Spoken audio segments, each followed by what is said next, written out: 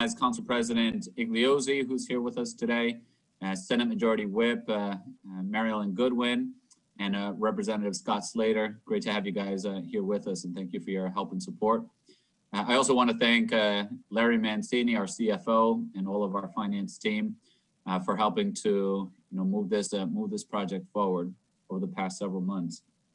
So we're here to talk about an issue that has held the city back for a very long time, and a solution that we are proposing to address our unsustainable and underfunded pension fund and the payments. So the first principle that brings us to this point is that doing nothing is not an option. At the current moment, the pension payments are projected to continue to grow year after year in a way that's unsustainable for the city. It's only a matter of time before they continue to squeeze everything else out of our budget so that we're cutting deeper and deeper into the bone. So doing nothing is not an option. Second, based on an opinion by the Rhode Island Supreme Court, we also know that we can't go back to retirees for pension reform. So in essence, the Supreme Court told us that you can only do pension reform once.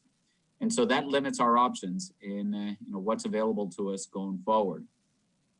And third, we're looking to take advantage of historically low interest rates and frankly, take advantage of all of the stars aligning at this moment, where it's not just my administration, it's also council leadership, it's also union leadership, and we've received a very, very good and positive reception from state reps and state senators, along with recommendations from our financial fiscal advisors. The stars seem to be aligning that right now is a special moment where we can take advantage of market conditions and the historically low interest rates to do a pension obligation bond. So Larry, in his presentation in a moment, is going to go through the details of it, but there are 4 points that we're looking at in terms of how we're going to structure this pension obligation bond. First is we want to make sure that we're making good on the commitments that the city made back in 2012. Back in 2012, under the consent decree, the city committed to getting the pension fund to 60% funded by the year 2033. This pension obligation bond not only will get us to 65% funded right away, but it will continue to grow to about 78% funded by the year 2033. So we would make good on that commitment that we made back in 2012. Second, we're looking to make our pension payments manageable over the next decade. I mentioned previously that if we do nothing, those pension payments are going to grow at a level that are unsustainable, and this will actually reduce those payments and help us manage our budgets in the intervening years. Third, we also want to maintain flexibility for future administrations. So after 2033, we want to make sure that city leaders at that time have the flexibility and have the option to either refinance, re-amortize, or take the pension fund in a different direction as they see fit at the moment.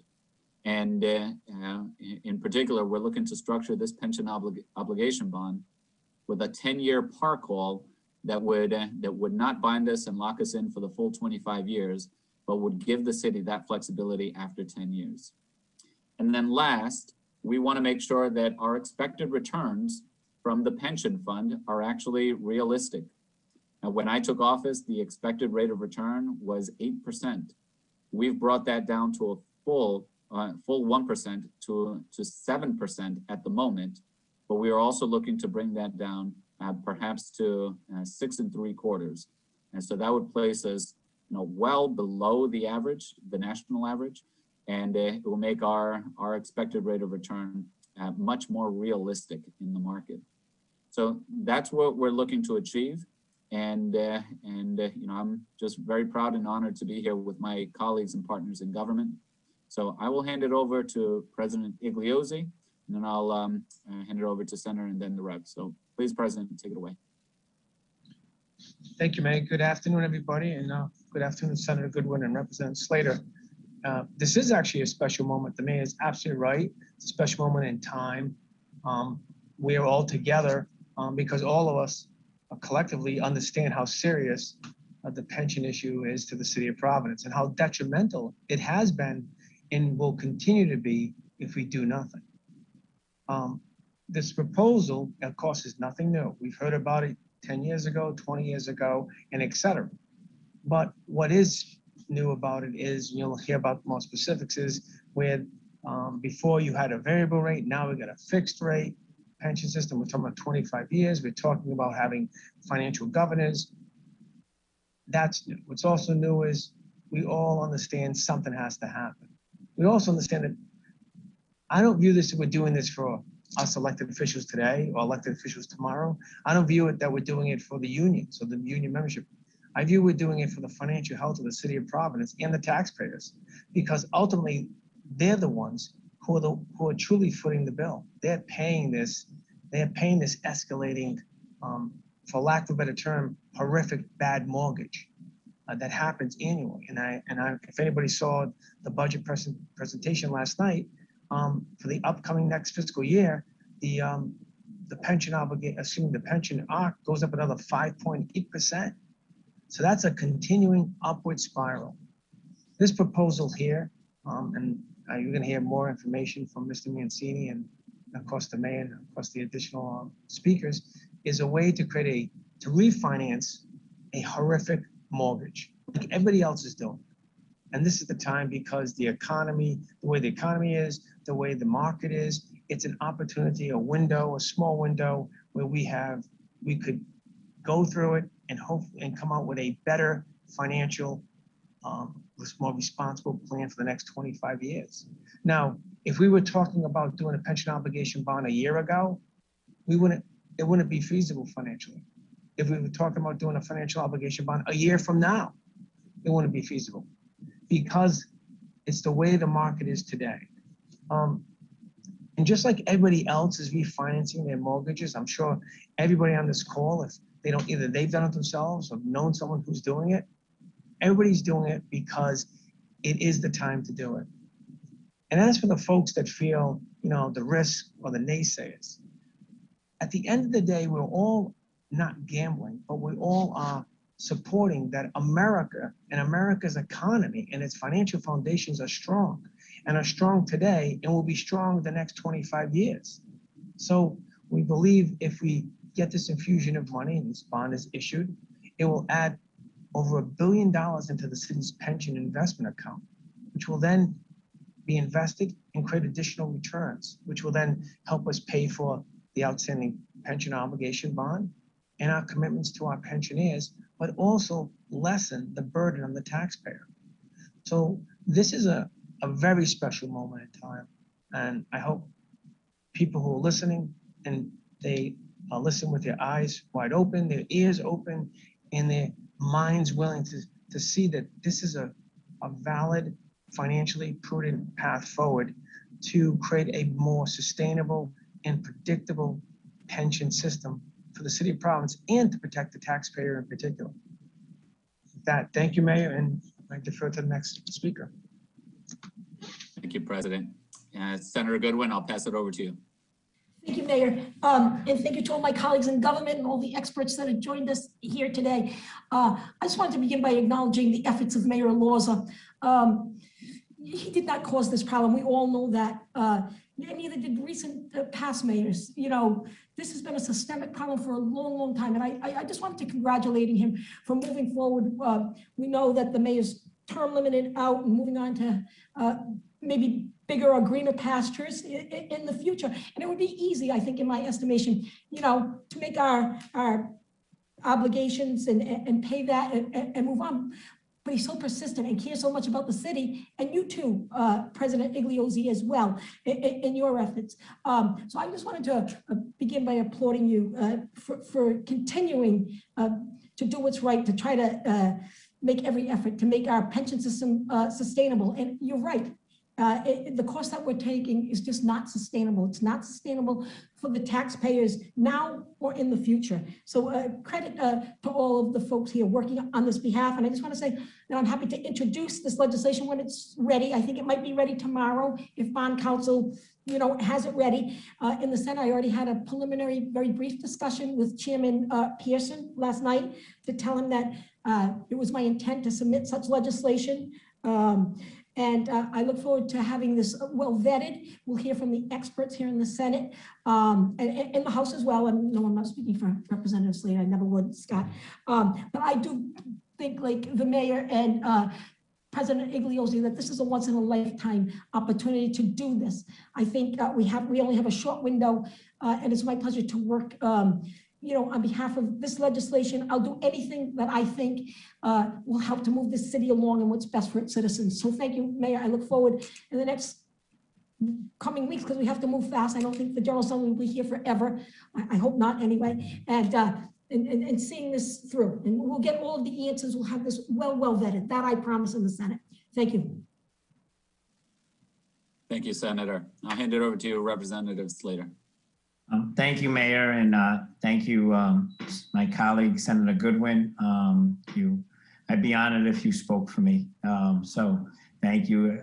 It's been wonderful to partner with you on not only this, but many other pieces of legislation to support the city of Providence and to help. I share your sentiments, and I share Council President Igliozzi's sentiments, what he talked about, and the mayor, his desire to address this problem, and he's worked on this issue, and he's never let his commitment, not only to the taxpayers, to the city, he's always fought, and this is a major issue that's hanging over the city's head for many years. It's been something not under his administration or even the previous administration. It's been a number of years that this has been an issue, a ballooning issue, which, as we heard, will eventually sort of push out other important investments that we need to make in the city of Providence. I think it's a perfect time right now for this pension obligation bond. We'll hear more details from the presentation on this call. And I'm happy to push and to support this legislation. I think it's needed. It's something, I'm a lifelong resident of the city of Providence, and it's always been in my mind that this is one of our biggest issues, not just for the city, but for the state as a whole. It has to be a concern, not only for the property taxpayers, but for the retirees, for the active employees. It's something that, if it's not addressed, eventually it will be something that it's on our doorstep anyway. So thank you, Mayor, for making this a priority. Thank you, Council President. You guys are both, I have utmost faith in you with the city and with the finances, and we've been righting the ship for a number of years now and making the full contribution and so I thank you, and thank you for addressing this for not only my constituents, but the entire state. So. Thank you, Representative, and thank you, everyone. So at this point, I'm going to hand it over to our CFO, Larry Mancini, that's going to walk through many of the details involved here. And for all of the members of the press, we've done this format in the past. We've done it in person. We've blocked off a full hour, so we were willing to go into as much detail as you would like. I've asked Larry to hold the presentation to 5 minutes, if possible. So he's going to give as much details as he can get in, but we're happy to dig in deeper because this really is a sort of long form press briefing, so that you all feel that you have a really solid understanding of what we're looking to do and have an opportunity to ask all of your questions. So I'll pass it over to you, Larry, and we'll take it from there. Thank you, Mayor, and good afternoon, Mayor and Council President Igliozzi, Whip Goodwin, and Deputy Leader Slater. Thank you for giving us this opportunity today. As the Mayor pointed out, the finance team and city government has been working diligently for many years on many opportunities where solutions may have presented itself in the best ways to sustain the stabilization of the city's finances overall, and including the city's pension fund. Just some facts before we go into the presentation. This year, the 22 budget that's currently under consideration, you heard Council President Igliozzi say was introduced last evening for council vetting, will make the 10th consecutive year of 100% funding, 100% on the city's actually determined contribution. And yet, despite 10 years of 100% funding, we're still only at 22% funded. Recently, the city's retirement board adopted a change, as you heard the mayor say, by lowering the rate of return, meant to be a prudent move in government from 8% to 7%. But in that regard, that reduction by 1 point added 200 million to the unfunded liability. With that, the current unfunded liability is 1.2 billion, and that's as of the most recent financial statements. The current payment scheduled for 2022 is 93.3 million, up from 86.7 million the year prior, growing at a rate of 5% per year. The forecast for the current amortization schedule, which ends in 19 years, is that payment at that time would be 227 million, nearly impossible, not only at that point in time, but even before we get to 2040. We all know that the 10-year COLA freeze, based upon the Supreme Court decision, that ends in 2023, so that'll come back with us. When I talk to rating agencies, pensions are often considered the largest long-term concern of the city, as is other stakeholders who often talk about, while the city's finances currently have stabilized, the long-term liabilities, predominantly pension, is a major concern. And they are obstacles to future rating upgrades. Getting to the 60% funded ratio, as the mayor mentioned earlier, would be the critical status point that'll take under the 35. It's important to note that even today, under a payment of 93 million, that the current portion of that payment, the payment associated with what we call normal costs, the payment associated with the current workforce, is only 12 million. The balance of that is to support payment of past service costs, the unfunded liability that did not arrive in this administration or the administrations previous. So to the point of the mayor and Council President Igliozzi and the elected officials, that we've been dealing with this condition for many years. It is now at a point where if there's an opportunity, we can do several things. If we appear to be positioned to borrow efficiently under a 25-year bond known as a pension obligation bond, we would reset the amortization schedule to coincide with that under a 25-year actuarial amortization schedule. We would look at pricing that would size up close to $704 million. That would be the amount of bond proceeds that would take to put us to 65% funded nearly on the day that we close on the bond. With that said, we would have enough room to stay at a buffer zone that would keep us above 60%, and that 25-year amortization schedule with the 25-year bond is expected to bring us to 100% completion in 25 years. It's important to note that in that 25th year, the highest payment of the unfunded liability would be 122 million. Today, 122 million will come to the city in the year 2030. In 9 years, we'll be paying 122 million if we do nothing. So in terms of stability and having the ability to reset, if you will, the unfunded liability and pay it on affordable terms, giving us the opportunity to do so, and also provide some ability to give us some budget relief year over year. So the finance team had that in mind when we put together the proposal. For the benefit of the group, the reason why we're seeking legislative permission from the General Assembly is so that we can borrow under what's known as a special act. Under the special act, that would give us the permission to borrow without having to butt up against the city's debt limitation. As you all may know, that every city and town in Rhode Island is under a condition that they cannot borrow greater than 3% of their assessed property value. In the city of Providence, that would probably be taken up at close to 400 million. So this special act is designed to do that, and it would be granted by the General Assembly. We are moving in a expedited fashion to take advantage of the remainder of the General Assembly calendar. We have now begun briefings not only with the Senate and House delegation here in Providence, but we've given that presentation to council members through last evening. We had briefed just about all of the council members here in Providence, and we are doing other briefings. We've briefed all 3 of the city's municipal unions, and they all seem to be very supportive of the notion.